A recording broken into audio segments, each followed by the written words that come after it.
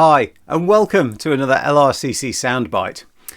If you were to hear God speak, as in actually hear him with your ears, what do you think he would sound like?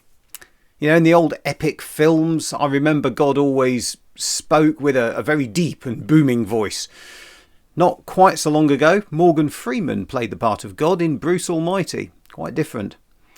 If you've ever watched the film The Shack, which was made in 2017, the character Papa, God the Father, is played brilliantly by Octavia Spencer. Very different. Well, many years ago, a young boy was faced with this question. His name was Samuel, and he had been brought up in a temple of God, where with the priests there. He started with them when he was less than 2 years old, probably. One night, he was woken by a voice calling his name. Now, the head priest there was a man called Eli. Eli was pretty old and often needed help. So Samuel ran from where he slept to Eli's room and asked what he needed. This was a surprise to Eli because Eli wasn't even awake. So he told Samuel, "Go back to bed." A little later, Samuel heard his name being called again. So up he got and he ran back to Eli. Again, Eli didn't know why he had come, so sent him back to bed. When this happened a third time, Eli had thought about it a little bit and figured that since he wasn't hearing anything but Samuel was, either he was having some kind of very vivid dream or this was God. So Eli said to Samuel, "If you hear the voice again, say this: 'I'm listening, Lord. What do you want me to do?'" So a little later, when Samuel heard the voice a fourth time, that's what he did. And God gave him a message about Eli and his family. You see, Eli's family, particularly his sons, had not been good as priests. In fact, they'd not just been dishonest, they'd messed about with the sacrifices people were genuinely bringing to God. So in effect, they were cheating and stealing from God.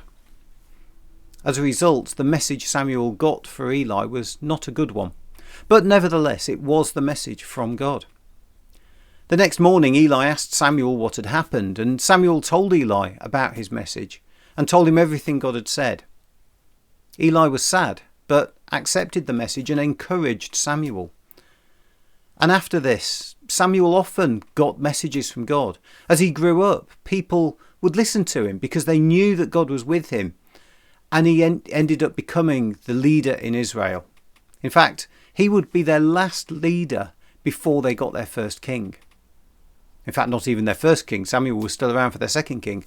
But we'll hear more about Samuel and kings next week. Now, I don't know what God's voice would sound like to my ears. I've never had that experience.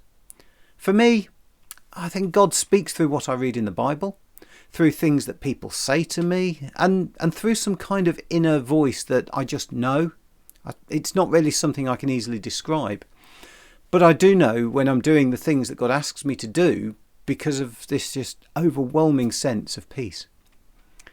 I know some people who see God in creation. Others hear from him in dreams.